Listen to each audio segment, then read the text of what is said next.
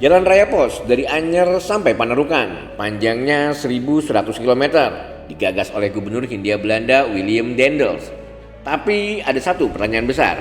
Apakah pembangunan jalan ini benar-benar dilakukan dengan kerja paksa atau hanya salah kaprah sejarah? Kita semua belajar dari buku sejarah bahwa jalan ini dibangun dengan sistem kerja rodi, alias kerja paksa tanpa bayaran.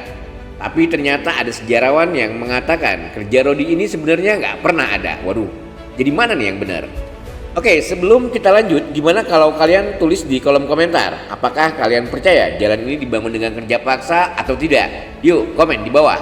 Jadi begini, Daendels datang ke Jawa bukan atas perintah Belanda, tapi Prancis. Ya, benar. Pada saat itu Belanda sedang diduduki oleh Prancis dan Daendels ditugaskan untuk memperkuat pertahanan di Jawa. Tugas besar Daendels membangun Jalan Raya Pos, tapi di sini mulai muncul perdebatan sejarah. Kita sering dengar kalau proyek ini penuh dengan kekejaman dan penderitaan kerja paksa. Tapi sejarawan Asfi Warman Adam bilang Daendels sebenarnya membayar upah para pekerja. Tunggu. Gimana nih menurut kalian? Bayar atau enggak? Kasih tahu pendapat kalian di kolom komentar.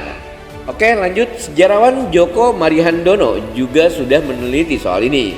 Dia bilang meskipun Daendels membayar pekerja, ada dugaan uang itu dikorupsi oleh pihak-pihak tak bertanggung jawab. Jadi mungkin para pekerja nggak pernah terima bayaran penuh karena korupsi di lapangan.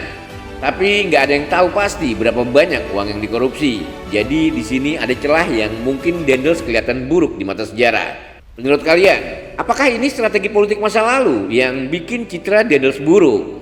Masih ada lagi sejarawan dari Nanyang Technological University, Christopher Reinhardt, punya pandangan lain. Dia setuju bahwa Daendels memang punya anggaran untuk proyek ini. Arsip Belanda mencatat bahwa proyek jalan dari Anyer sampai Cirebon dikelola langsung oleh pemerintahan kolonial. Tapi setelah sampai di Cirebon, anggaran Daendels habis. Untuk melanjutkan dari Cirebon ke Panarukan, ia meminta biaya dari para bupati.